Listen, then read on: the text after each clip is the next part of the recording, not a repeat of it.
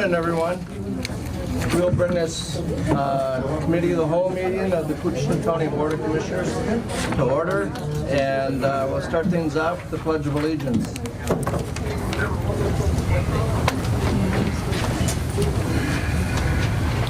I pledge allegiance to the flag of the United States of America and to the republic for which it stands, one nation, under God, indivisible, with liberty and justice for all.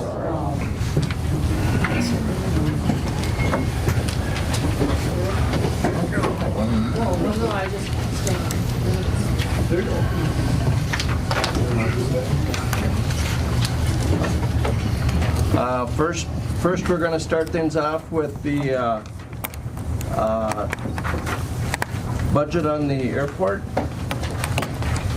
and regarding the airport fund deficit, and I'll hand it over to Ken and Brad. Okay. Go ahead. Thank you, Mr. Chairman, county board members, and I didn't know that we were going to attract such a crowd this morning. So I don't think you did. Well, I think that's true, yeah. So, Mr. Chairman, we're just here to try and respond to questions. As the board is aware, we had submitted a invoice from the city to Koochiching County in the amount of $953,459.81. The purpose of that invoice was to have the county cover half of the current airport fund deficit. And again, by way of some introduction, the airport carries a deficit for the capital projects that are being undertaken, primarily the phase 2 of the airport terminal project, which is near completion. And then also on the airport runway reconstruction, there's 4 phases underway. And so the way the process works, obviously, is that the Airport Commission incurs the expenses that are awarded through a contract to the various contractors doing work at the airport.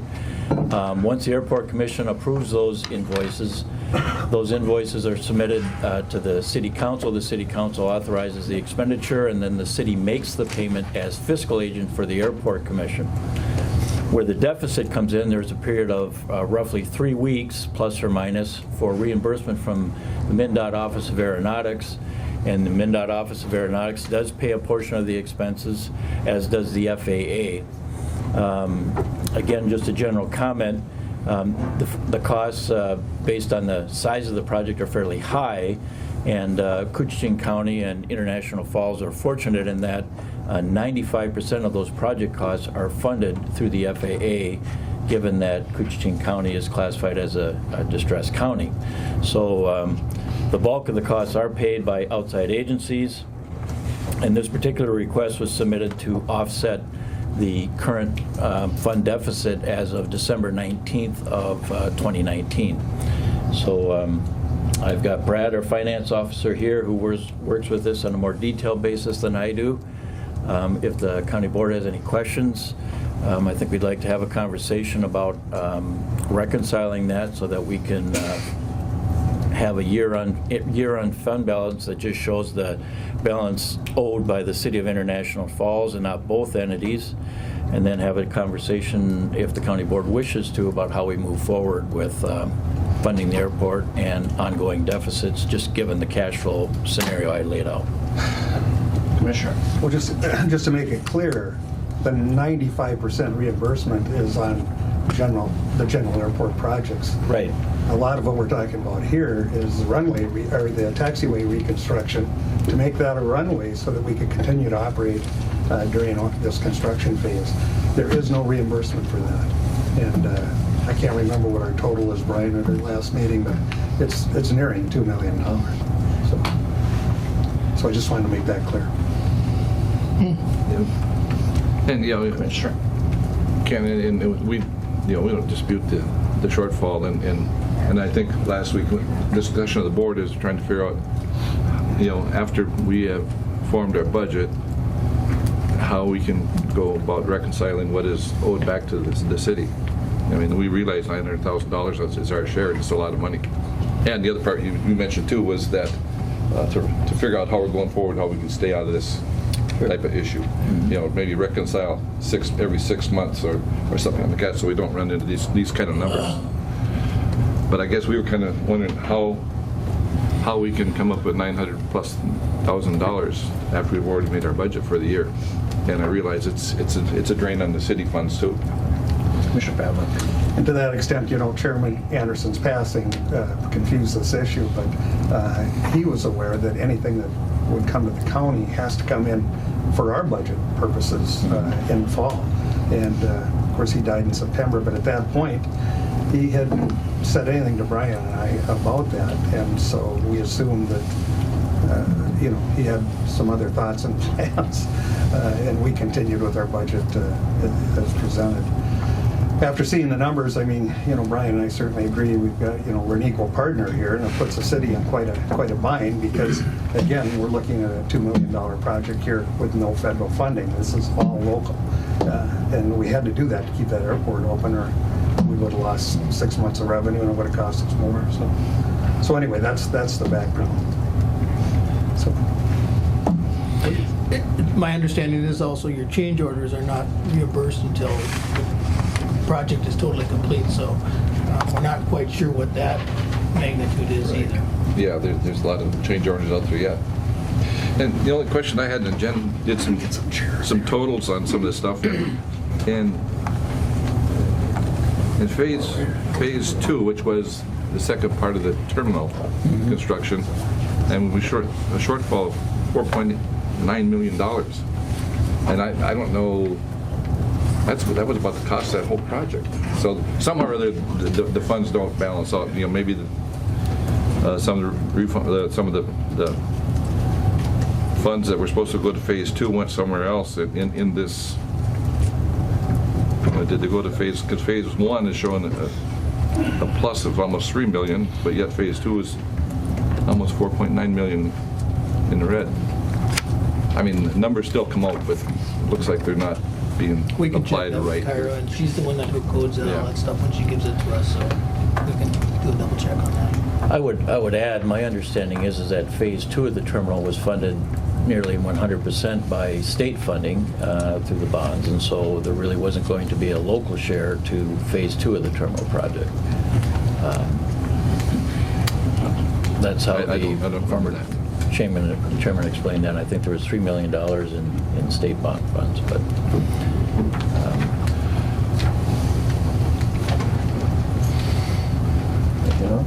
I'm just trying to figure out how we can pay this I did. without breaking the budget. I did address the county board at a committee of the whole meeting in September prior to the preliminary budget being addressed because I envisioned this happening, and we had started having conversations with staff a year ago, September. So because we know, given the scope of the project and the size of the cost, that there's going to be this cash flow issue over time, and so that's why we've tried to address that proactively. And again, the amount that we had invoiced was the current fund status as of the 19th of December in 2019. So how would the county board like to proceed? Do you want to set up a working group to look at options on this, or is there some question about the status of the funds that we've provided? I don't believe it's a question on the status. I think it's trying to figure out a funding mechanism to make the city whole and make the county still be able to function. Sure. So maybe we could sit down and work out some kind of a plan to pay this off. You know, expedient, but still keep us in the green rather than the red. Sure, absolutely. I think it would require, or if I could, Mr. Chair, I think it would require some discussion because we've got projects ongoing as we speak throughout the rest of the year, so it may not be just what we're looking at here. Right. And I think that's going to have to be addressed somehow too. Okay. I don't think I can't speak for the board. We haven't really had a discussion on this, but to open the budget up again, and you know, that's almost unheard of. I think we're going to have to work with Jenny here in administration and see if we can find funds. But I think it wouldn't hurt to sit down and in a committee here and work this out. And also get some information from SEH on what we're looking at the rest of the year. Sure. Yep. You and Brian are on the airport commission, right? Correct. The two of you, along with Jenny, want to sit down and try to come up with something for. Yeah, I think we can arrange that. And again, let's contact SEH too, because I think we want a representative from their point of view on the funding. They've got a better handle on that than we do. So. And we'll see what we can do. Try to make things a little. Sounds reasonable. Yeah, and I realize what the construction year the city's going into. I mean, cash flow is a real issue for the city. But I think you're on the hook for about $1 million for Highway 53. It's over that. Over that. So, We kind of thought you would just fund all of this. so no, and I think Commissioner Pavlik and I from the Airport Commission, I think we sit down and we'll iron this out and make recommendations to the county board. Okay, that sounds very We'll good. We can do try that. to get this rectified. Okay. And I've tried to coordinate, both Brad and I have coordinated with Kyra over at the Airport Commission just to try and track what kind of receivables are coming in with expenses, because again, there's that 3-week time lag, and MnDOT's been pretty good about making reimbursements provided the costs have already been pre-approved and are eligible. And as Brad pointed out, there are some change orders that require further review and approval through the FAA as well as MnDOT, and so the time frame for reimbursement on that is much longer, and it just depends on what the nature of the change order is. So Right, and I think this what the Commissioner was getting at with SEH to SEH. know what is sitting out there yet. And, absolutely. All right, very good. We can do that. Thank you for your time. thank you. Okay, thank you.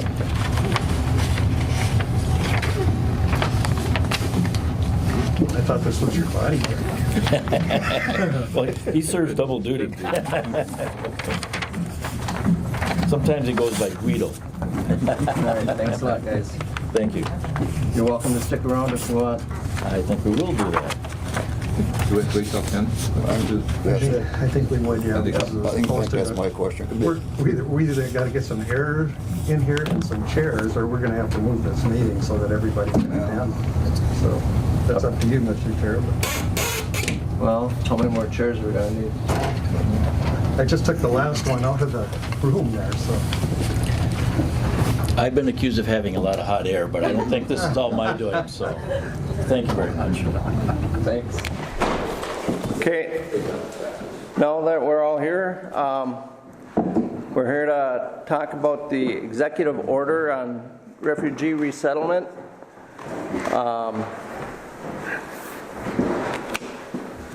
And I believe it was in September of last fall, an executive order was signed by President Trump requiring every county in the United States to vote on whether they will accept legal refugee resettlement. First of all, a refugee is defined as a person who has been forced to leave their country in order to escape war, persecution, or natural disaster. Refugee is more exclusive than immigrant, which is a person who comes to live permanently in a foreign country. On January 15th, a U.S. District Court judge in Maryland granted a temporary injunction freezing President Trump's order.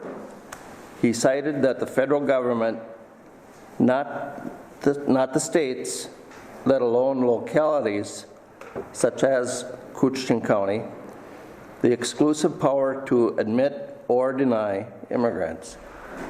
So we initially, we're going to have this meeting. We're going to have it one way or another anyhow.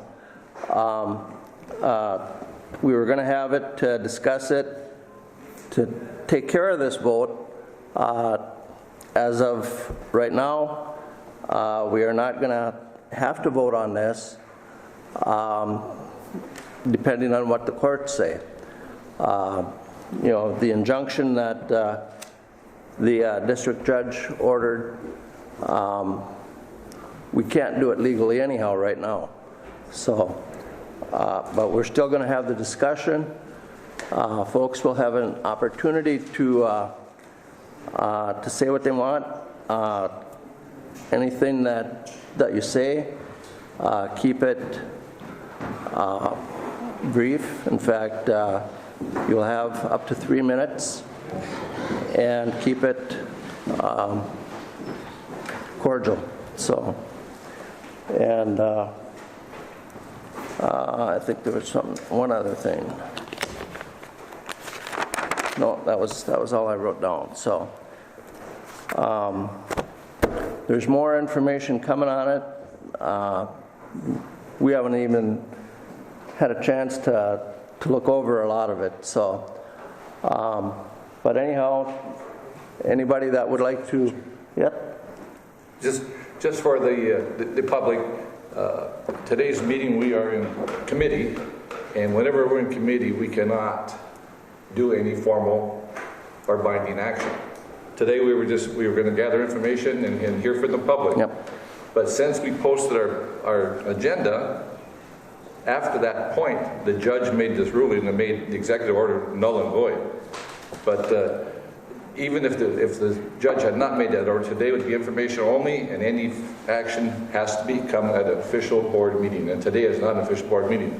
So, but we can take public comment and discussion. Yep. All right. Anybody that would like to say anything? Susan. Just a question. How many refugees has Koochiching County taken in over the map? In the district? Over the last few years, it hasn't been any. I don't know how far back. Do you know how far back that goes? Yes, I think the information that was provided goes back to 2001, and there were no refugees that were resettled in Koochiching County. Yes, ma'am. And please identify yourself. Okay, my name is Sue Swenson, and I'm here because I'm a supporter of refugee resettlement. I would like to say that in doing my research, there are 43 counties in the state of Minnesota that have not accepted any refugees since 2001. Koochiching County happens to be one of them. The likelihood of any refugees being resettled in this county are 0 to none. So it's almost, this is more a symbolic vote than it is an actual vote to get people to resettle in this county, because you have to be within, I read 50 miles, I've also heard 100 miles from a refugee resettlement center, and there are none within that distance for this county. So to vote yes for resettlement is basically saying to the world, to tourism, to economic development, to our county as a whole, that we are a welcoming population. And that, I think, is very important. We can see what happened in Beltrami County, where they voted against this, and they are currently being boycotted. Okay, thank you. Thank you. Yes, sir. Randy Calder. Did you say that the executive order mandated counties to take a vote on this or take a stand on this? The executive order that the president passed, from what says on the internet and from his order, says everybody, all counties. But what the injunction says is that, at this point, now, even the counties that passed it, apparently it was an illegal vote because it's something that the United States government should be doing. My understanding is that, from what I've read, is that this executive order allows counties and local governments to take a position. So if this is not mandated, it's curious why our county would even take this matter up at this point. Commissioner. Right. According to the executive order, all counties are to say yes, that they would accept. No, they do not accept. If you take no action, it is a no vote. Correct. So we are required to take some form of action, or it is a no vote. So Well, in that case, I keep my position. Why are we doing this? because then if it would be an automatic by, I think, June 1st, if I'm correct. I think, Jen, is it not June 1st? By June 1st, it would be a no vote that we would not accept refugees. So. In the back. Dr. O'Connor, do we actually have the order that can be read, rather than what people think it says or whatever? Do we actually have a copy that can be read? A copy of. The order, the executive order. I just wondered if someone had a copy that we actually can hear what it says, rather than people's This whole thing? interpretation of what it says. All 8 pages, yeah. Mr. Chair, may I? Online, under the U.S. government refugee, they have the executive order on enhancing state and local involvement in refugee resettlement. It's about 8 pages long. This is just an add-on to the original refugee resettlement order, which is another, I think Brian said 31 pages or so. So this is 8 pages of additional that gives and explains what it does. Fairly specific, and there's a little bit more. It's some of it's more, can we handle it? Can the community handle it as far as economically? Do we have jobs, housing, so on and so forth? So that's kind of what's stated here. But you can get this information though online. Yes, sir. Mr. Chairman, Bruce Sampson, Monterey. I took a little bit of time yesterday afternoon to just kind of look at the numbers, and to say the least, an influx of refugees would put severe physical strain on Koochiching County resources. One thing that I look at, of course, you're going to bring in people, you got to have someplace to put them. So unless you build something, use an existing thing, I believe the numbers is there's about 8,000 housing units in the county right now. 80-some%, about 80% of them are private home. People been there more than 1 year. Well, only leaves about 20% that are rental properties, and I would assume most of them are pretty well filled up. So that's one thing. And then the other thing I looked at was on the 19 budget, and your health and human resources, the amount of money that we spend on health and human resources is 77% of what comes in on the property tax. That's by far and large the largest expenditure, way higher than even police and law enforcement and those people. So I mean, it's going to put a severe strain. And this was one of the concerns that Cal Shannon had. The federal was on the county commissioner out there, and that was one of the things. They've got infinitely more resources available to them. And we've got 85% of our property is wetland. Okay. Our Health and Human Service Director happens to be here, and she's got a little bit of information on some stats and stuff on that financial stuff and things like that. Kathy, would you mind? I am Kathy Franz. I am the Director at Public Health and Human Services, and I did some research on this as well. And I think the important thing to understand is that refugee resettlement is not the same thing as immigration. It's It's not the same. It's not the same as illegal immigration. These people have applied in their own countries for refugee resettlement due to some sort of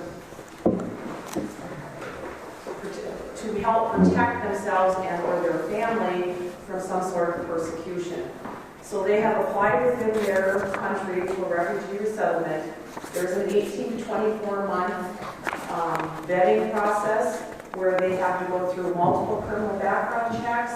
They have to do a lot of things in order to be able to be accepted into this country.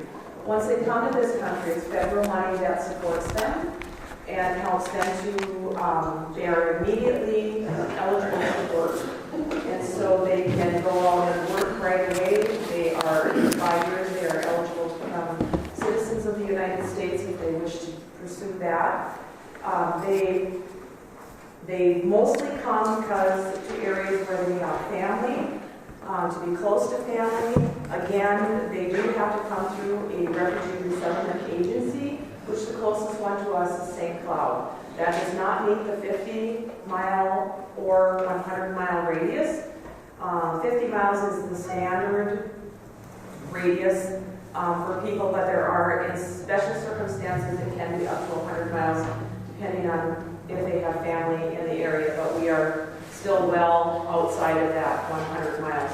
So the chances, like I said, the chances of a refugee coming to this area are none. I went back to 2009 and have not been any come to Koochiching County.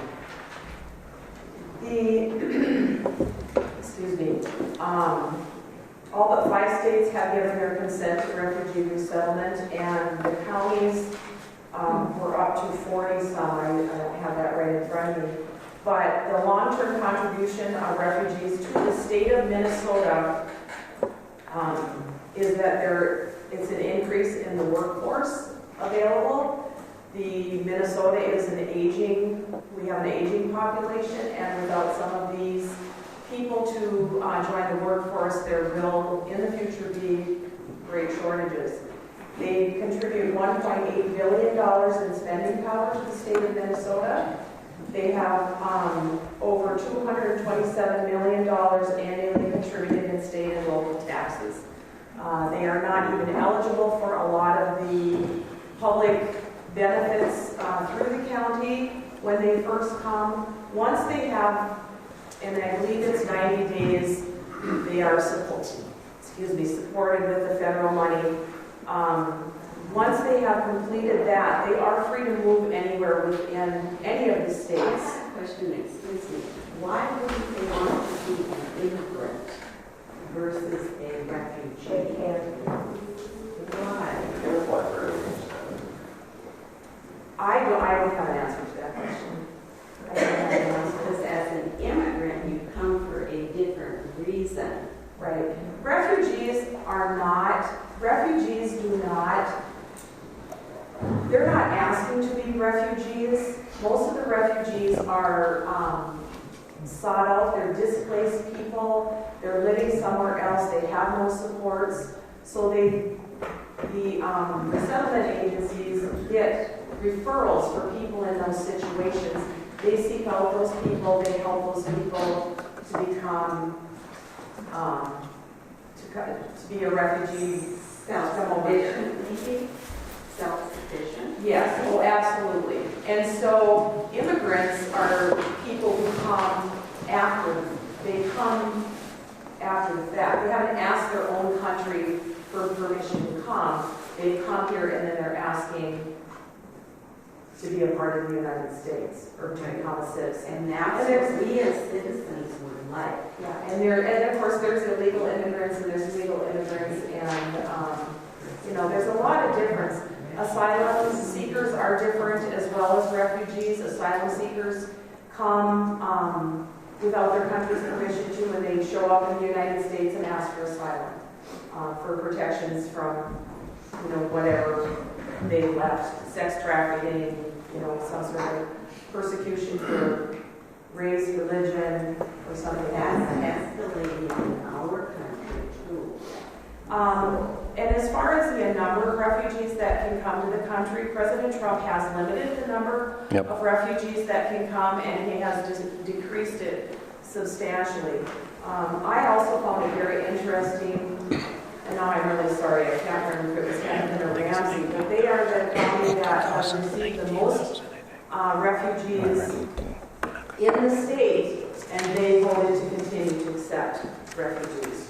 So, to me, they have, I'm sure they've done their research as to whether this is a benefit to their county or not. Thank you, Kathy. Again, a refugee, again, is defined as a person who has been forced to leave their country in order to escape war, persecution, or natural disaster. Immigrants, to my understanding, anyone from any country, whatever reason, can just decide that they want to leave their country and come to the United States, and they don't need to go through all the turmoil and everything else that refugees do. Refugees, from what I read, is about a 2-year process at least before they come here, before they get here to the United States. Whatever country they're leaving, they go someplace else and go through all this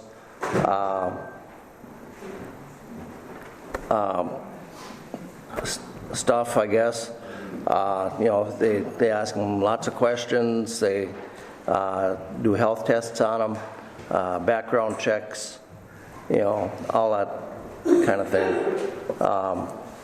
in order for refugees to get here. So it's more difficult, more challenging for refugees to get here than it is for an immigrant. Kathy mentioned the number of refugees that are allowed to come into the country. From the information that we saw, I saw 18,000. Jason saw 19,000. You're right, 18. So, okay. But, so there's a limited number of refugees that are allowed to come into the country anyhow. So, let's see. Ma'am, do you have a question? Not a question, a comment. I'm Comment? Kathy Fluke. Okay. I've lived here 20 plus years. Prior to that, I've lived in 4 other states and different sized communities in my lifetime. I can remember with each group of people that came from other countries, there was the Hungarians in the 50s. There was people from Laos, Cambodia, Vietnam in the 60s. And around the 90s, there were Serbians and Croatians and Bosnians. They're here locally, although they weren't refugees by the time they resettled here. Initially, they'd been refugees. Some Ukrainian people from the Chernobyl disaster that ended up down by Littleburg. With each group of people, everywhere I lived, there was always this, oh, this is the worst group. And people would be fearful, and, oh my gosh, these Serbs, these Bosnians, or these Hungarians, oh, they're terrible. But it ended up being, there's always a few rough patches, but then people got assimilated and accepted in the community and are part of us. We're all from refugees or immigrants at some point in time. And I think currently, a lot of the people wanting to come here are darker skinned. They're from African countries, or Middle Eastern countries, or Pakistan, or Indonesia. And so people are more fearful. And here in our area, we're kind of isolated, And so we don't get exposed to diversity and people that are different than us very often. But I think we need to keep in mind that even though there will probably not be a refugee group placed in Cooch County because of that 50 or 100 mile thing, there could be individuals or a family here and there that might have relatives here or friends or a church sponsor or something And so I would ask that you vote yes on accepting refugees, knowing that there would probably be in great big groups. But thanks. Okay. Yes. Yes, ma'am. Over here. I'm Tony Blades. Okay. You just made a statement that immigrants do not have a background check. And, I'm married to a Filipino. We have been married for almost 3 years. We've been together for 7. It took 3.5 years to get an immigrant visa in the USA. I had back surgery. I came here for medical reasons. I have a stack of background paperwork this high on both of us to get an immigrant visa. My wife to come to this country. Do we know where these refugees are from? This is a federal program, I understand, and the state has to put their 2 cents in. Where are these immigrants from? Should I assume the Middle East? There are several charts. Okay, someplace where there was a war within the last 5 years, and these are poor refugees mostly, or? This is, I can tell you,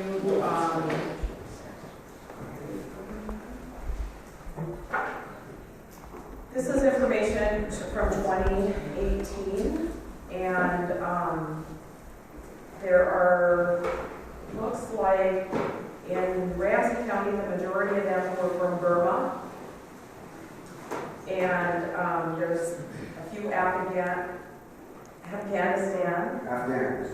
very few from Belarus, Bhutan. Does the state, once the state accepts refugees, which they've done, does the state have any say on what refugees they receive? Or is that federally mandated? Kathy, do you have that information? I'm sorry, I was looking through this. If you do accept refugees into any county in Minnesota, does the state at that time, when they say yes, do they have any input as to what countries refugees they're receiving? I don't believe so. Okay, stop right there. So I would assume there's been a war on the planet within the last 5 years, and most of these people, and a lot of them, it's really kind of sad people, they love the U.S. military.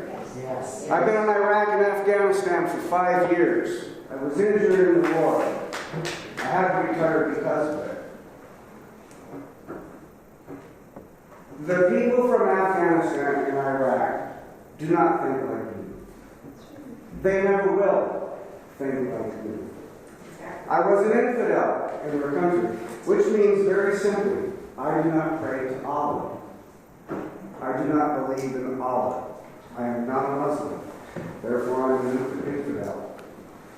3 parts of Afghanistan, their interpretation of the Quran is, if they killed me in battle, I would be their servant in paradise or wherever they hang out with Allah.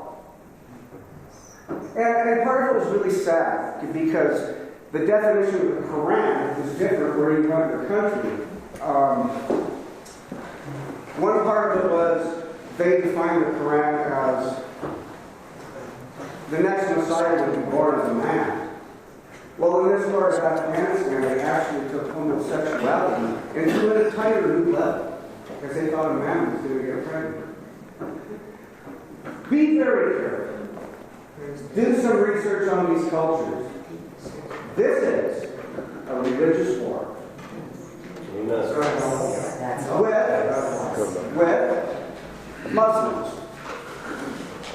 Are there any Muslims in the room? Raise your hand. Okay, we have one. I don't think. Are there any other Muslims? Oh, yeah. They're not Muslims. You have the right. You have the right. But don't to pray to whoever you want to. There's religious freedom in this country. We're off the subject. But when people came to this country, We're off the subject. they didn't try to change laws. They didn't fit their religion. They accepted that country. There's been Muslims in this country.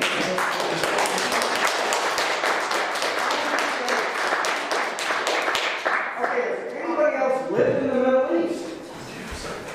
If you haven't, you do not have the right to tell me how these people are. That's right. I lived with them. I was forced to work with them. They were on my crew.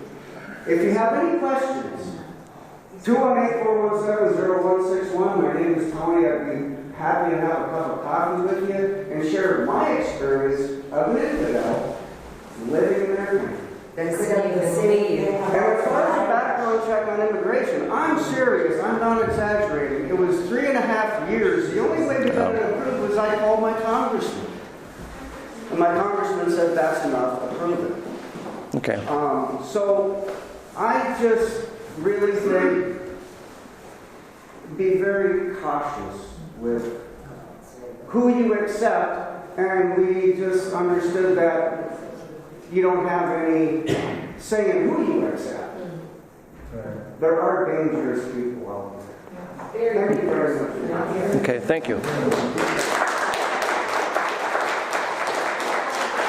back over here. Thank you for your service, Tony. Hi, I'm Dale Johnson, and first of all, I'd like to ask the board to recognize that and emphasize that refugees come from environmental disasters, as you mentioned. Yep. And probably the next environmental disaster refugees are going to see are from Australia. That country is burning. Yep. And you don't know where refugees are going to come from because they don't do it by choice. Right. It could be earthquake, hurricanes, Floods. fires, whatever, from the environmental side. The point is, I think the other thing I'd like to point out is that the chances of refugees coming here are slim to none. And we don't need to get a black eye for this community. And by voting for something doesn't make any sense anyway. If we're going to vote, let's just not vote. Yeah. And then we don't get the bad publicity in the Twin Cities. Okay? Yep. That's all I have to say. All right, thank you. There's nothing to vote on. The judge had ruled it illegal. Right.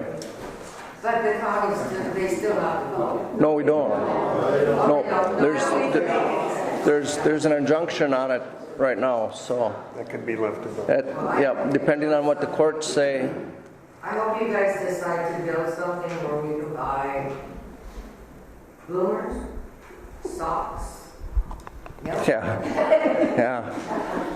You know, we need something in this town, and you guys are the ones that can help us get something. Yep.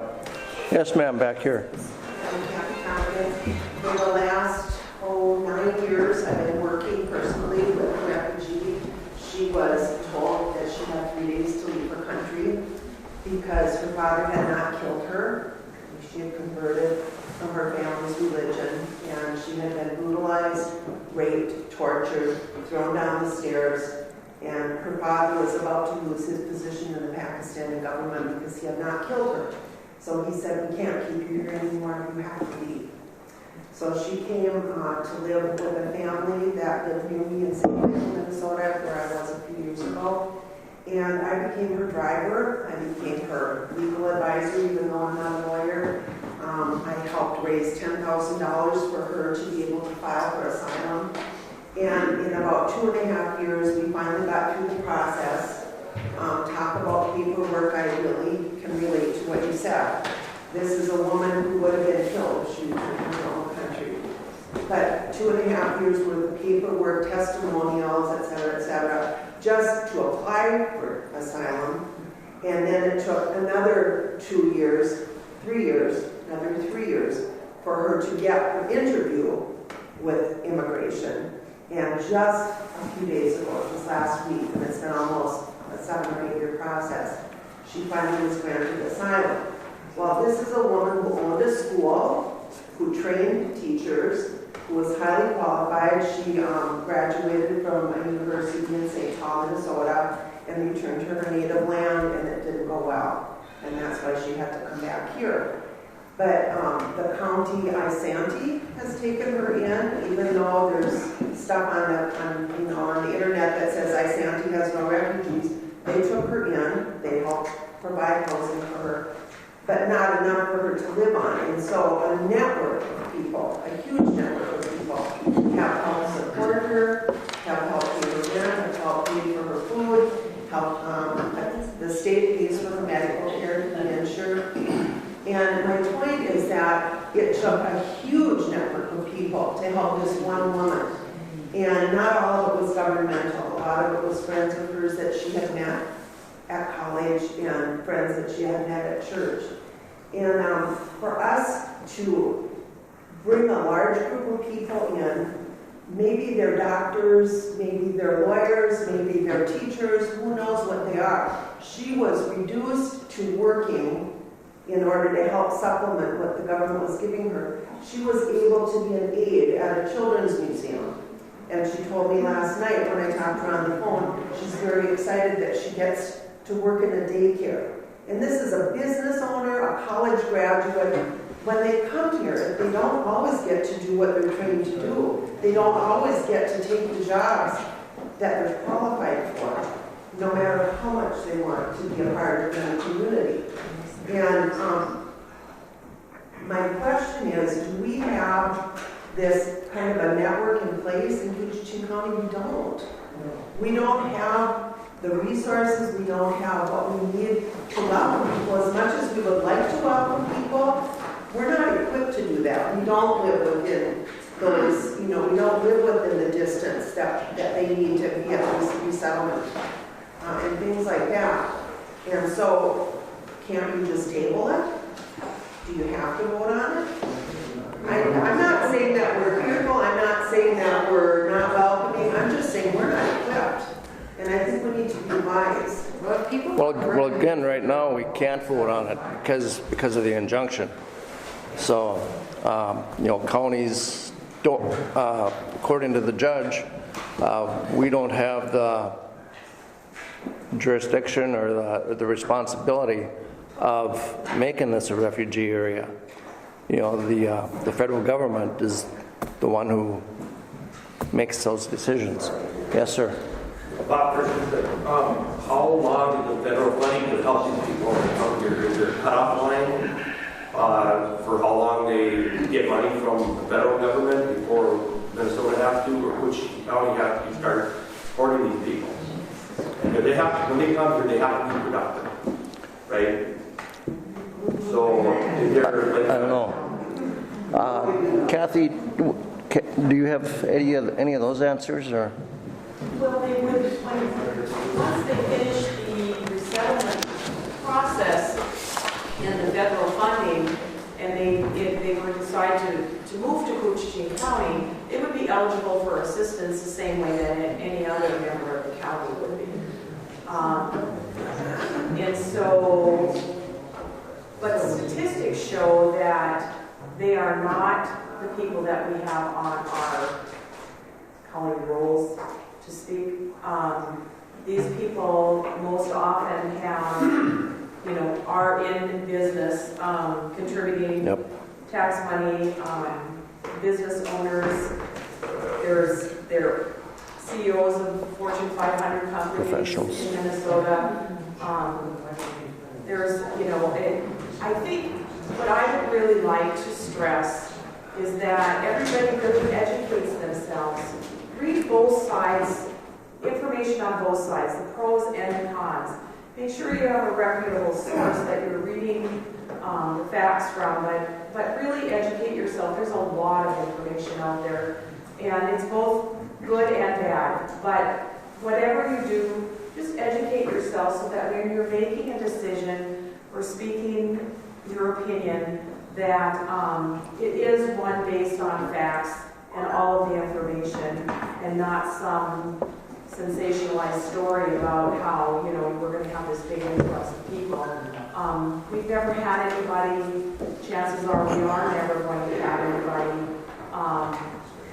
The amount of refugees coming into the country is less and less every year. It was back in 2000, I think 15 or 16, that it was the highest number, and it's decreasing after that. Right now, you're telling me that out of 1 million refugees that have come to this country, no, there's not that many. Well, okay, how many are we talking? In the last couple of years? In 2020, there will be 18,000 Okay, can you tell me the majority of them are business owners In Minnesota, not just Minnesota, but it can be anywhere. So, I mean, you're telling me all the refugees in the last, let's say, 5, well, in Obama's reign, that have come here they were forced to come here, are business owners, and the majority of statistics shows that they're business owners and productive people. I do have, and Where do you it's all on the internet. If you go to the if you go to the Immigration Law Center, Can I have her a lot of statistics. bring this back to order? I just don't believe that the majority of them are business owners. I'd just like to say that I think that we're being played by people in the administration. It's causing divisions that really don't need to be there. I mean, I'm closer to you than I am to anybody else in the country, probably, because we share the same. well, you know, I just gotta say one thing. My husband was in the Navy. Hold on. You know, he said, we always fought on their land. Yeah. But guess what? It's here. That's right. Anyway, it's a tactic to divide communities and fire up people, and it's counterproductive to solve the problem. So I hate to see us be patsies for this kind of administrative play. I'm glad that the judge overruled this. Yep. Because it is counterproductive to any kind of. And by the way, I'd like to add that Albany, New York, is a community that's been written up in city magazines and county magazines as a city that has welcomed refugees. It was a dying community, and now it's a thriving community because so many of our immigrants are eager to make a new life, and they have lots of ambition, and they ended up rehabbing homes and building businesses, and that community is now economically stronger. And they deliberately went after immigrants, Albany, New York. So if you want to Google that and read about what a success story that is. So we should proceed with trying to solve problems rather than trying to solve divisions. Back here. Yep. I thought you said there was a 3-minute time limit on speeches, so everybody can speak. Yeah, I haven't been really monitoring it that much. I think most of the people have been less than 3 minutes, so. But anyhow, go ahead. I've been lucky enough to do a lot of traveling in my lifetime, taking every opportunity to go. I visited every continent so far. And what I've come to realize is that people are wonderful, okay? It's our military and our politics. Those are the things that separate us. We're lucky that we're a large country and we have incredible resources. And we have incredible hearts as Americans. But one of the things is, partly because we're so big, we have to look at the things that would make us a refugee in our own country. Look at the fires we've had, look at the floods we've had, the tornadoes, the things that have made us refugees in our own country. People who can no longer live in their own homes, they technically are a refugee. Okay? People where factories have closed, they have nothing to say about that. Technically, they are a refugee in our country. What can we put in place to help people who may come to us from another state, another area of the country? Because those are the types of programs, those are the types of businesses that can accept more people, that can be by harnessing the education, the business sense, the good-heartedness, all of those kinds of things that are the wonderful assets that we have as human beings. Instead of being political, be a humanist. You don't have to be a socialist. You don't have to be anything else, but be a humanist. and try to put programs in place, try to direct our hard-earned tax money into things that are going to forward our community in a big way so we can accept people from wherever they come from. Whether they're coming from Florida because it's going to go underwater more than it has been, people from California who are suffering from the fires and decided that they can no longer live where they are. So if you don't look at our borders as borders and look at state lines as state lines, if our country was a series of smaller countries, we would be accepting these people from other states. So I'm just saying, that's my point of view, is that people are people, and you may have one rotten apple in the barrel, but you sift those out and do what you can with the rest, because they uplift everyone. Thank you. Terry, did you have something to say? No, but I think there's a lot of taxpayers here who took the time to come to this meeting and they're not getting a chance to say something. So cut everybody at 3 minutes and let everybody speak that wants to speak. Okay. Yes, ma'am. There are two kinds of refugees. There are the kind that hate us, who come to our country, behead us. They multiply like rabbits. They don't change their customs. They don't change their dress. They don't change their language. And they don't associate with us. Then there's the kind, like he said, with the Australian fighters. Those kind are totally different. If they're displaced or something like that, fine, let them come. But we don't get a choice as to what comes. And I sure as hell for one don't want Muslims here. I've traveled the country. I've seen where they are. It's not good. Thank you. Yes. You don't have to have brown skin to be a Muslim. No. They said the same thing Yes. about the Irish. Yes, ma'am.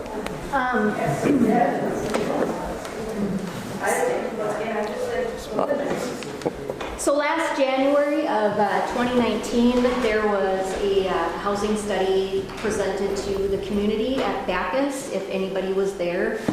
Cynthia, you were there, so you are fully aware of this. So one of the things that I want to point out, since that presentation done, that cost, I think you'd have to fact check it with Kita, and but I believe it was over $30,000 that they spent on this study. And it's a 572-page document that lays out the housing issues that our community has.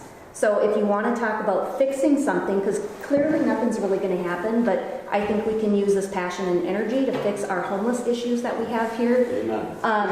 I have here the notes. The notes from September 23rd because the community is invited to the Housing Collaborative meetings. It's attended by county officials, city officials, hospital administrators, school administrators, business people, and just concerned citizens. Nonprofits are a big one there, so actually I won't name names with who said what, but I will share with you a little bit about what's in the notes from the meeting. Servants' Shelter is full and there's a waiting list. Another site, and I can't remember if she was from Salvation Army or where, but she said the past month has been busy with emergency shelter. Another gal said HUD has a waiting list of about 70, and there's approximately a 15-month wait for those now applying. So even if we were in a range where we could accept immigrants, we don't have the capacity in this county to house them. We don't have the capacity in this county to house our own. Mm-hmm.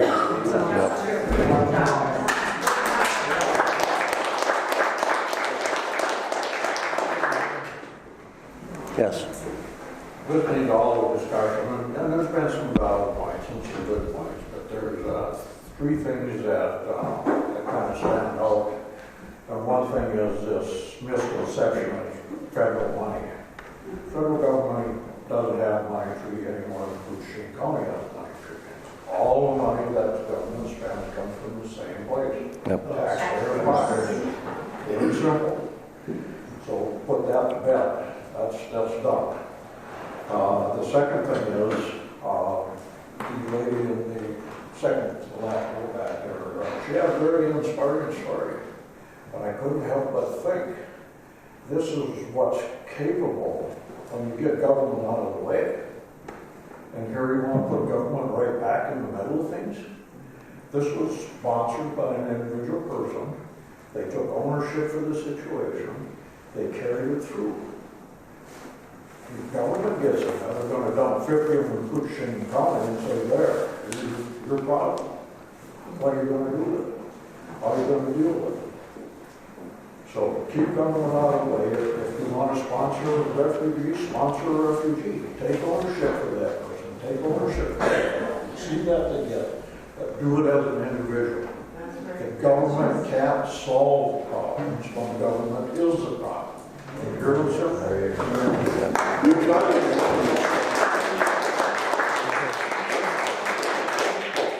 Present company accepted. Last but not least, I'm going to disagree with Kathy on one point she said Ramsey County studied the issue and made a valid decision. Ramsey County also made the decision to ban coal and Minnesota on the path to green energy. I'm pretty sure most people in Ramsey County were really glad when the polar vortex struck last year that they weren't depending on the wind and solar to heat their homes. Yeah. So they made decisions in Ramsey County. Yeah. All right. Thank you. Yes, sir. I couldn't understand what this last part about Ramsey County. I said, Kathy made a statement that Ramsey County has accepted refugees. Right. That's all well and good for Ramsey County, but they didn't base it on common sense, good fiscal discipline, the other things that we, because of our limited resources, are going to have to make. And a point that reinforces my point of view on that is Ramsey County is also one of the big pushes through green energy initiative. Green energy in Minnesota by 2050. Battle on coal. And I would be willing to bet dollars to donuts that Ramsey County, amongst others, was very glad last winter when the polar vortex hit that they weren't dependent on solar and wind power to heat their homes. That's Ramsey County. Okay.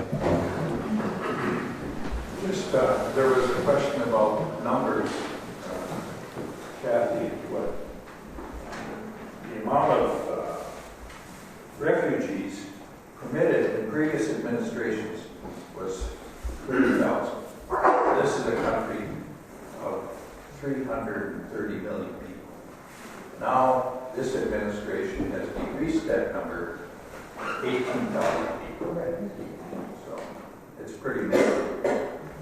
The question I have for the board is, how many initiatives have we had to induce or entice or motivate people to come to Koochiching County in the last 20 years?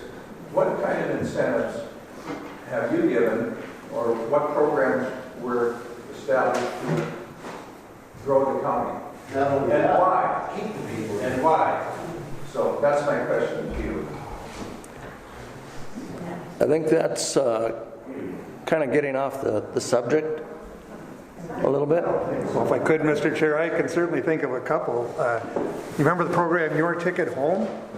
Anyone remember that? I mean, that was kind of a joint effort to try to get people who had moved away and had skills to come back here to Koochiching County and International Falls. In particular, International Falls was the one who set that up. And to that end, I mean, we have seen a lot of people, and Reddy, you're probably a good example of people who have come back home and, you know, decided to spend later years or bring back skills and gifts that otherwise wouldn't be here. So, I mean, there have been efforts to that, but, you know, how successful it is depends on how many people came, and there were some. That's all I can tell you. There was a bit stiff. Just as a follow-up to that, I guess the reason I asked that question is because my thinking is that those programs were instituted. I think there were two that I can remember. One was basically a land giveaway in Koochiching County, and the other is the one that you mentioned, Ray. The Bidstead program, yeah. Yeah. my understanding is this was to motivate people to come to the county and to broaden the tax base and, you know, help us out economically. There's an interesting article, and I hope that some people would go to it, written in the New York Times this morning about, of all places, Texas, Amarillo, Texas. How I think some of us have an image of Texas and where they stand on some political issues. I'm being careful, you know, about Texas. No, I'm trying my friend from Texas here is too close to me to say anything negative. So, I want to be careful. But what this article said was Amarillo was quite against immigrants, refugees coming into Amarillo. But it's a great success story of how people came from Mexico, from different countries, to work in the meat plants, to spend money at the grocery store, to get their haircut, to buy homes, to buy cars. Initially there were some resettlement investment needs, but they're happy they did it. And this is a real success story in a place that you probably wouldn't expect it on immigration and refugee resettlement. Thank you. I was going to say one thing. If PCA went down, we'd all be displaced. Yeah. Except for the retirees, yeah, but you know, hey, hello. Let's face it. Yes, sir, back there. Brad Morrison, and I just want to say, until ultimately, I would say, until the Supreme Court gives a ruling on this refugee, this county concept. Yep. There's not going to be a ruling. Right. Correct. When and if that happens, you'll have to call another meeting, and we'll all come back and express an opinion again. I just want to remind all of them that I believe it was in 2019 that Minnesota was voted the friendliest state in the union. I kind of hope we can hang on to that. I just want to also hope and pray that there's not some county courthouse in some other country that ever has a meeting that tries to decide whether or not they want to let a whole bunch of lutefisk, Gillespie-eating folks in with our stinking fish and smell up their community. But anyway, that's just mine. Thank you. Over here in back by the window. I guess I was sitting here listening. You want to stand up and say your name? Donald Barron. Okay. Listening to everyone. Everyone's talking about the nation and this and that, businesses. This town can't support who we have. I have 3 sons. One had to leave town because you can't get a job. There's no jobs. How are you going to keep these people supported? Start businesses. Start businesses. Exactly. Make a business here first, then maybe the people. Right now, you can't do that. There's no way to support them guys coming in here. Susan. Talk about our community, not the states, not the country. I would like to say again that this vote that was ever taken is simply symbolic. Because no refugees will be coming here. We already have clarified that you have to be within 50 to 100 miles from a refugee resettlement area. So let's not get off the point. 18,000 refugees will be accepted in the United States in 2020. That is approximately 360 refugees per state. Now, none of them are going to be coming to Koochiching County. Thank you, ma'am. So why are we here? Yes, sir. My name is Mike Robertson, and by the looks of it, I'm probably about 15 years younger than every one of you in here. I'm also a business owner. It's really hard and expensive to start a business here. You're right, we need businesses. But you can't just start one up. It requires a lot of money. Money that you can't just get. It's not here. There's no economy up here. I'm struggling right now just to keep the whole thing afloat. I'm making it. But my generation is having a tough time right now. A lot of them don't want to work anymore. A lot of them are homeless. A lot of them don't have a job. A lot of them are suffering from drug addiction. There's no psychologists in town anymore. Yeah. We don't even have enough housing for healthcare professionals anymore. And I can tell you, my generation, we're not afraid of refugees, but we need to take care of our own first. And there's a lot of us fired up right now because there's a lot of us who need help. And that is a big middle finger to my generation and people my age. If you're going to bring in others that aren't citizens of this country, you're going to bring them in and give them what they need to survive. There are people out there right now, one of my employees, who doesn't have a home. Amen. Yeah.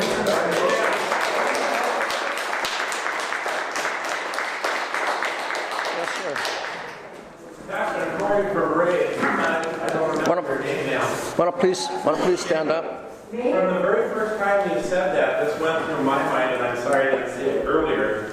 Part of the defense of having people come in is that, well, right now the numbers are down, and right now it's only 50 to 100 miles from the center. Well, that could quickly change. Yes. That law can change overnight, depending on who becomes president. You could have quadruple the number of refugees. It could change. There could be massive world conflict.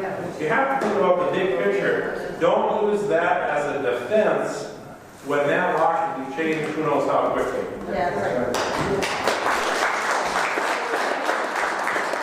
Yes, ma'am.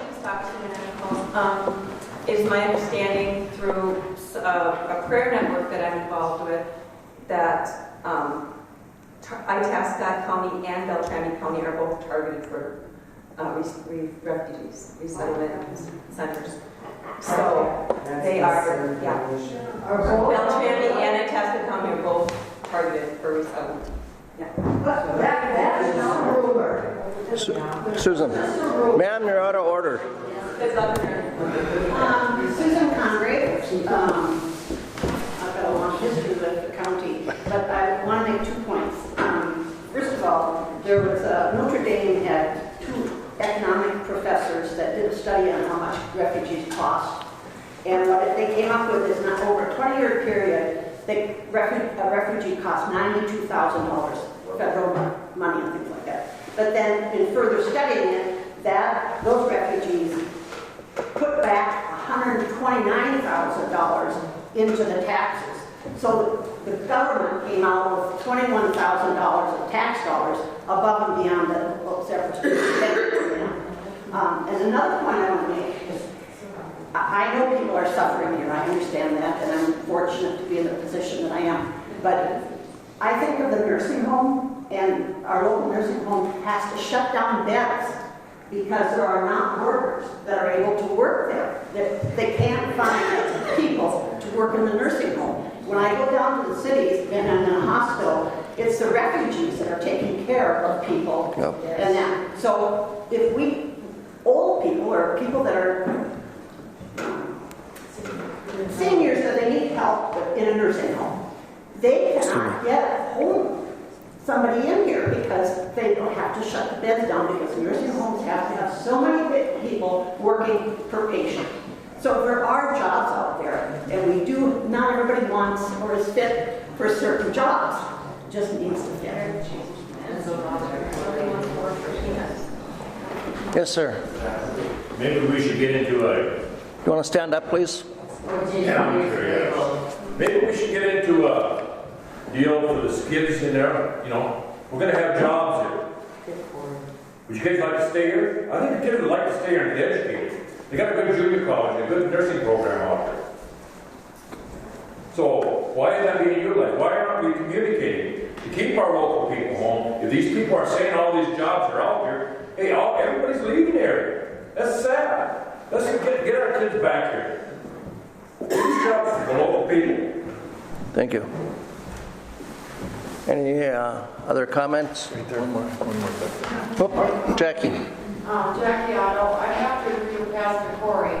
We can't make a vote and then in the next elections we have someone come in and change all these numbers around, and there we are, we're screwed. So if you stay moderate and don't vote yes, we cannot be obligated then to take these people in that we cannot afford.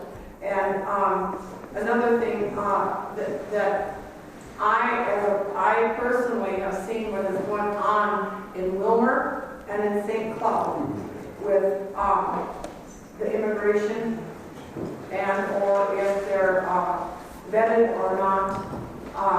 They're building apartments for the Muslims, and you have homeless people living in their cars and sleeping in empty buildings. See, in St. Cloud, they have clans. The Somalians are in clans, and these clans do not get along with each other.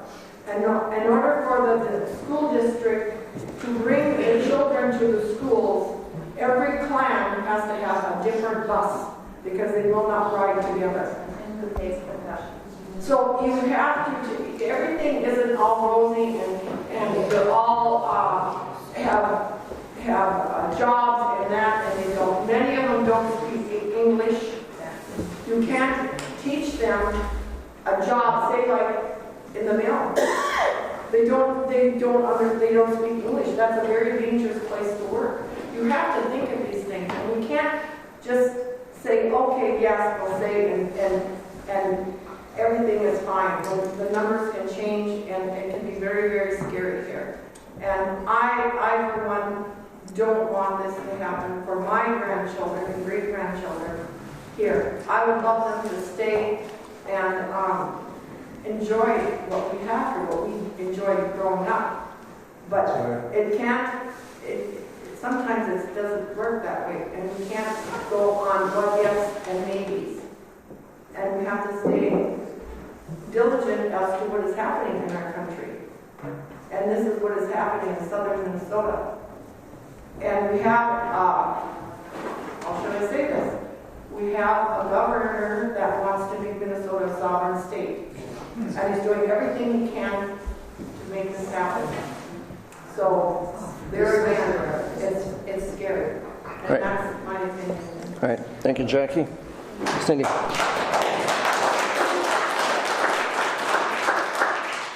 I'm Cindy Black, and I just have a few comments to make, and I'm with Jackie. And I want to talk about the elephant in the room. And that's, I think that most of us are here because we're afraid of letting the Muslims in. And I'm sorry, I don't mean, there's good Muslims and there's bad Muslims, just like everybody else. But everything that I've read is they want to take over America. And they're going to do it within. They're going to get into our schools. I just listened to something the other day where this Muslim woman said, we're going to get into your school. We're going to teach the children from kindergarten up. And they're going to be bombing all of it. We're going to bring them, and all of America is going to be Muslim. And this is how they're going to do it. They're going to get into our courtrooms. And they're already there. They're already in our Congress. We have Governor Walz, we have Omar, we have Ellison. And in order to put a stop to this, you need to get rid of some of these people. Amen. And I'm sorry, you don't want to, you want to vote blue, go ahead.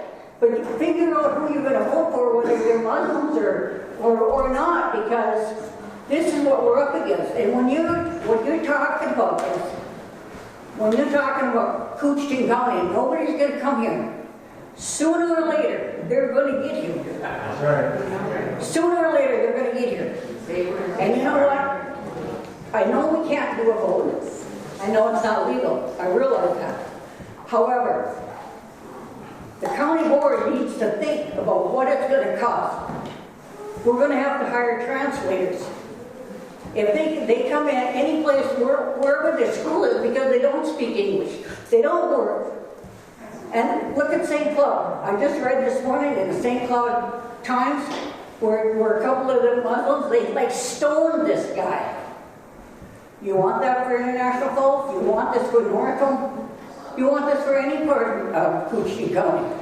I don't think we do. I'm done. Thank you, Cindy. Yes, sir. Hi, I'm Frank Turner. I work construction, pipeline, and all over the United States working. All four corners of it. You go down to Florida, all your gas stations are owned by, you know what I'm talking about. The Muslims. They're Indians. All your hotels, all your small chain hotels are all owned by. The places are filthy. They're dirty. And that's an understatement. You get over into, let's say, Pennsylvania, West Virginia, Ohio, spent 4 years over there. You get over there in Detroit, Toledo, and them areas, it's all Muslims. They got their mosques built everywhere. Everywhere you go, they don't associate with you whatsoever. They ignore you totally. They dress the way they want to dress. They all drive Hummers. Oh, for Christ's sake. Yes.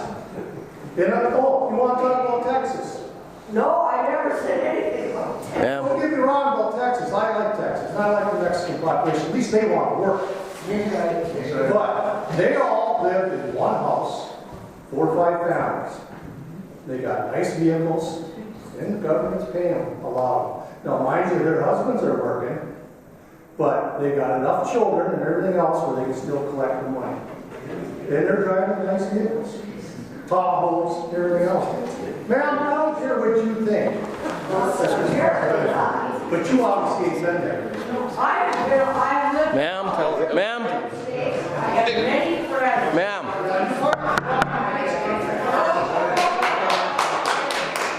All I want you to be aware of is that if you don't see it for yourself, and you only listen to what you read on TV, in the press, wherever else, you really should see it for yourself, because I have seen it. I have worked with these people. I've worked with Croatians.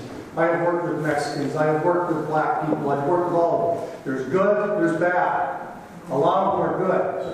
There's a lot of bad. And unfortunately, it's the bad ones that make them look really all bad. But just be honest.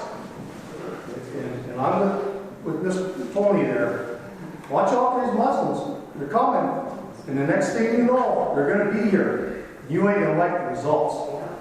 You ain't going to like it. Thank you. Candace. Candace Rich, I was the CDSO for the last 5.5 years. Dealt with a lot of veterans that we've been all over the world. We're not racist as veterans. We've dealt with the Mexicans, we've dealt with the Muslims, we've dealt with the Vietnamese. But we've been in their countries and we know what they do. I love everybody. I'm a good Christian woman. I love everybody and I give everybody the benefit of the doubt. However, I've lived in refugee locations. I can live up here and leave my door unlocked. I don't have to worry about my granddaughters, and I get very emotional, so I apologize. My granddaughters or my daughters getting raped or killed. I'm not saying that they all do that, but look at our cities. Look at the Twin Cities. Look at the crime rate. Look at Dearborn, Michigan. Do we want that in Koochiching County? And I'm not saying they all do that. I'm not saying that. I'm from a German descent. So we were immigrants coming in here too. Okay? We may have told the Irish way back. It wasn't my generation that did that. Okay? My generation now is saying, I love my community up here. And I like it the way it is. We're safe. So my opinion to the board is if we don't vote, then that's a no. So don't vote.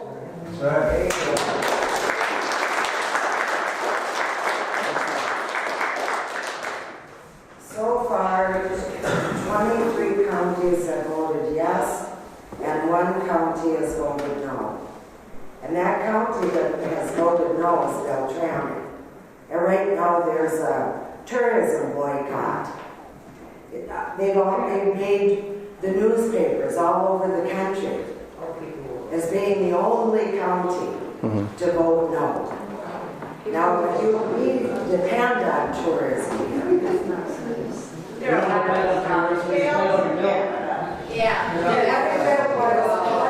was natural disaster. And we had voted no to every refugee. Would we say no to our neighbor across the bridge? Yes, we're not. Yes, ma'am. Mary Wilson. I'm thinking that we are actually, I'm hearing all this negative about the Muslims, and true, a lot of it's true, but we are confusing refugees and immigrants, and there is a difference. Yes. These people are asking to come here for our safety.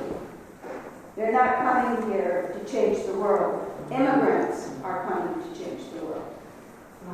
It's not the refugees. Let's keep them separate. Yes. Randy back there. I just like to speak to a couple of points. The lady talking about Beltrami, a good friend of mine is on the board of directors or the county commissioners down there in Beltrami County. A big part of the reason why they voted no on that issue was because one of the board members his plans on running for a state office, and he wanted to get in good with walls. He held the information until 2 days before the board meeting, so nobody had a chance to study it, and was going to ramrod it through. And so the three directors, or three commissioners, they said, we haven't had time to study this, we're going to vote no on it for now. Then if something changes down the road, we can always go back and visit. That's Even if you did said yes, you could still change your mind if you said yes. Ma'am. That's from the commissioner. If you're not going to take on something you don't know about, if you vote no, you know what you got. Ma'am. They're not coming. They're not coming. Ma'am. Stop it. One more time and you're out of here. And this is to you. It's real easy to identify a problem and find somebody else to fix it. If you got a problem, you want a refugee, you sponsor one. You take care of it. Bite the bullet. That lady back there. Mr. Sampson, would you address the board and not individual people, please? Well, please. You're talking to the board. Tell the board. If she wants to vote, if she wants to sponsor a refugee, sponsor one.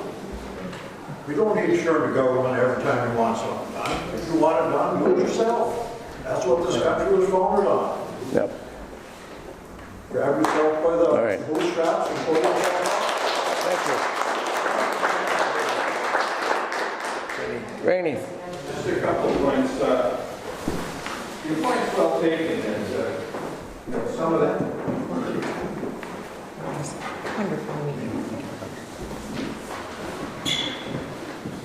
Some of the NGOs or religious groups, church groups, may help in the resettlement of refugees. There are three groups that have already supported this idea. That's the Church World Service, Lutheran Immigration and Refugee Service, and HIAS, which stands for Hebrew Immigration Aid Society. So there are church groups that would fill the blank on that. What I really want to say is this. Every immigrant group that has come to this country, as a minority, they have faced persecution and xenophobia. Other people being afraid of the next group. Almost every group that I can think of, from the Irish to the Scots to the Italians to the Ukrainians to blacks, have a derogatory term attached to their immigration process. We do it to religions, we do it to races, we're scared of something that's different. And what this administration has done is divided us. We need to try to think what is good for humanity, what is good for all of us. We are only going to flourish as a society by having some cohesiveness and love for one another. And what this guy is doing is firing us all up, getting us all emotional, about crap. And I would like to say we need to really get together and think about all of us as being human beings and not blacks or browns or Muslims or Lutherans. We need to think in a more holistic manner. And this economic crisis that some foresee is not a crisis at all. Any new people into this county hopefully is going to benefit us economically in the long run. It's not all about economics, this whole issue. It's about other things. Okay, thank you. Jackie. I just wanted to say one more thing where it will hit everybody in their pockets is my cousin who lives in Kennesaw County. Every year the taxes have gone up and the city tax has gone up because of the immigration and the whatever they are there. Because they're on, they come in and they don't speak English, blah, blah, blah. And then the welfare takes over, and pretty soon the county's paying, and the people, the citizens are paying for the pain. And I just want to know, before we leave the room, if the commissioners will say in front of everybody that they're just going to let it ride right now, and if they let it ride, that they'll make sure it's published very well in the papers or however you want to do it, so the people know when the meeting is and what it's going to be about. So it's not this guess what and oh, they already had it or whatever. So that's what I would like. I just want to say, I'm Donna Burstead, and I can vouch for Candio or Willow, Minnesota. We go up there every year, and we have a conference, and throughout the last, I don't know how many years, there are people that are afraid. They will not go downtown in certain areas. They don't dare walk. The seniors that live around there, they're afraid.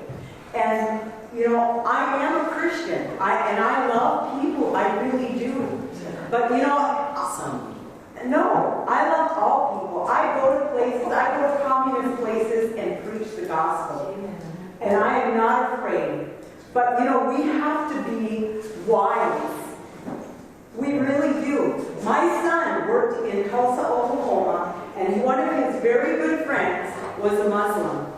And so they were talking. They were just talking, you know, being friends, and the subject came up about him being a Muslim, the friend. And the friend told my son Neil, he said, do you know, if they cried out jihad, I'd have to kill you. They were friends. And so I just, again, like some other people, Jackie, I think her name is, we have to be aware. We need to be ready. We need to love people, but we can't be foolish either. There are young, if they are infidels and there are young girls, the Muslim guys think that they can take them and rape these young girls. Do you want your grandchildren? I don't want my grandchildren subject to that. And so we need to pray. I don't know how many of you people believe in God, but we need to pray for revival for this land, for our president, that he has wisdom, and there is just what you're talking is not the Christian gospel. Rainy. And you know what? We can't be foolish. Even Jesus said that. So, Thank you, Ethan. Got to break the speed. Tony. Once again, now Muslims are bad, now Christians are bad. In this refugee program now, we have interpreters. When we went into a village, we had Afghans as servers and interpreters for us. They were on our side. If I go to Afghanistan at any time, if I was turned over to Taliban, which is the militant part of the Muslim religion over there at that time, they paid $50,000. Yep. And I was small money. I'm a pawn. I was a small money. That's what they paid for me. Now, these Afghani interpreters that served in the war on our side, I really hope and pray that some of them get into this refugee program. You talk about a database and extensive background checks. There is no extensive background check in Iraq or Afghanistan because there's no database that exists except what the Americans have on these people. They have no government. They have very few hospitals. You're basically dosed with opium since you were 3 years old if you cry too much. It's really a different world. But the people that did help us in this effort in Afghanistan and Iraq, I hope the refugee program, that's why I asked, can we figure out what people were getting from? Because there was literally thousands of people that served as interpreters in that war.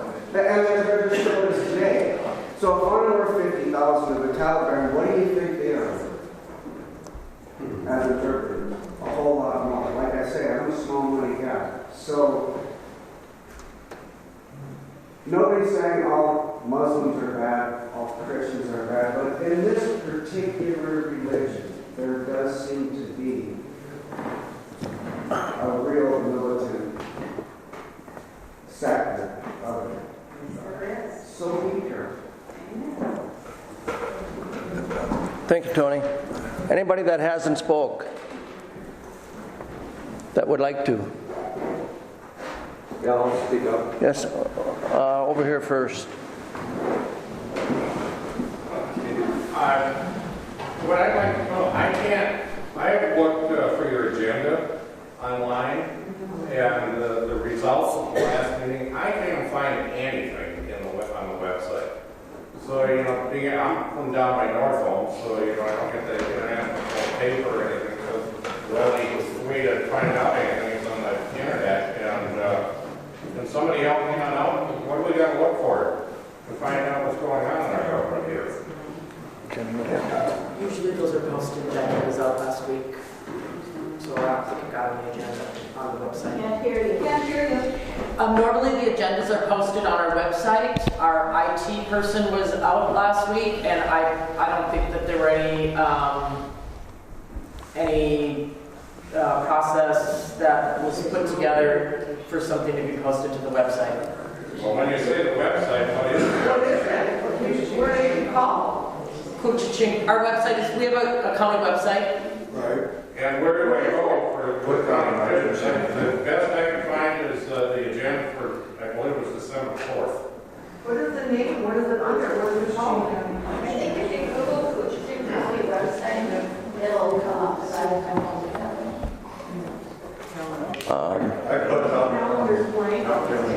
Over here. I'm Larry Stoltz, and a lot of good discussion today. It's good to hear both sides, but I want to speak up on behalf of the 6,000-7,000 people that have died in the Middle East, the 50,000-60,000 that are wounded, the 22 every day that are taking their lives because of what they're dealing with and PTSD from those wars and other wars. And I am 100% letting people into this country legally, okay? We're all here because of that, okay? But when our forefathers came here, they came here with a purpose. And over the years, people came here with a purpose to receive our way of life, living by our Constitution. And we said the Pledge of Allegiance when we started this, and I was quite pleased to see that. One nation under God. Yeah. So these people that are coming here, like I said, I am 100% helping people. But if they're not coming here to build what we have in our foundation, I have a problem with that. Yeah. So anyway, and another thing I want to point out is it's been said here, and I agree 100%. I have 2 of my family members that are homeless.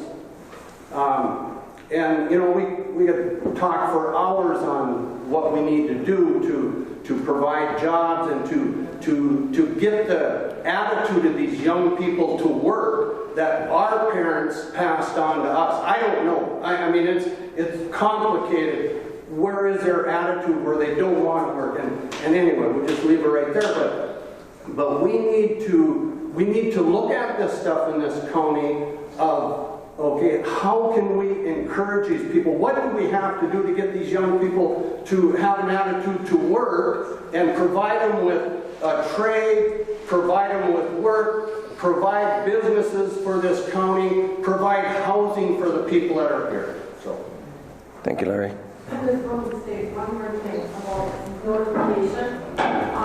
Even if you would put a notice in the paper, because a lot of people don't use computers and or have computers, especially many of the older people don't.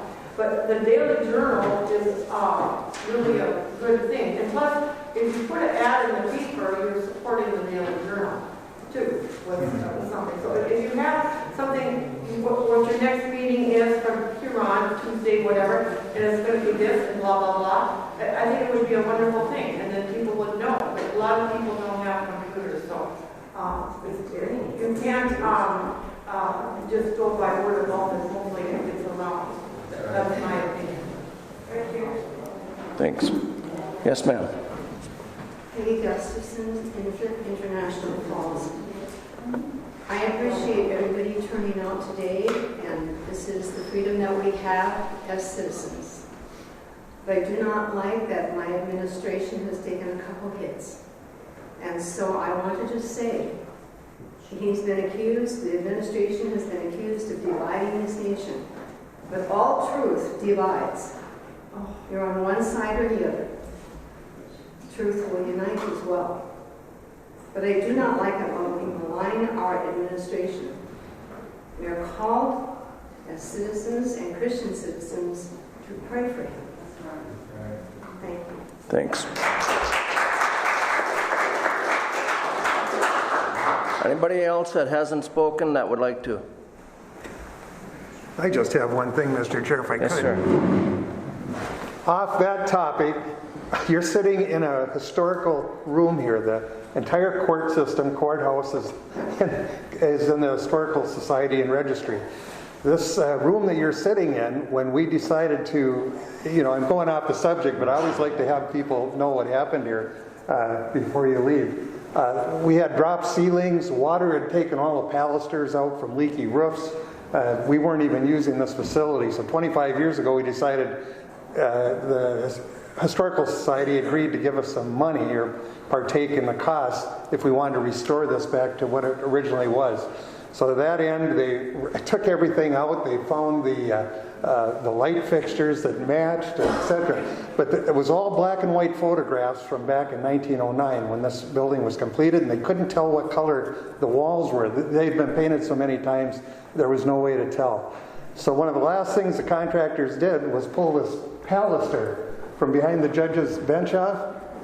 There was the paint, one coat of paint was the original color. So what you see right now is exactly the way this looked in 1909, which was quite an accomplishment to be able to restore to that. So it's, I always get pleasure. We didn't use the room for years, and now this is a great place to have a meeting. I'm glad we came up here where we had room for everyone today. So certainly take all the things that were said, I'm just speaking for myself, to heart. I know everyone means well, and I appreciate the fact that you participated. So. Just one more thing before I leave. I had trouble, I could click on the agenda item, but nothing happens. That's all I said was agenda, there was nothing happening.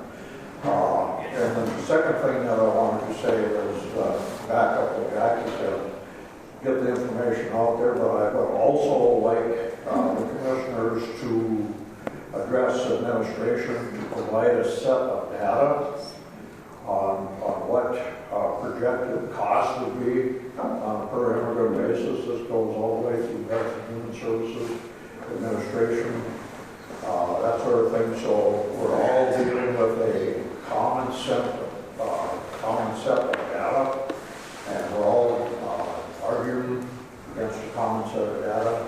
Go on the internet, you don't know who you talk to,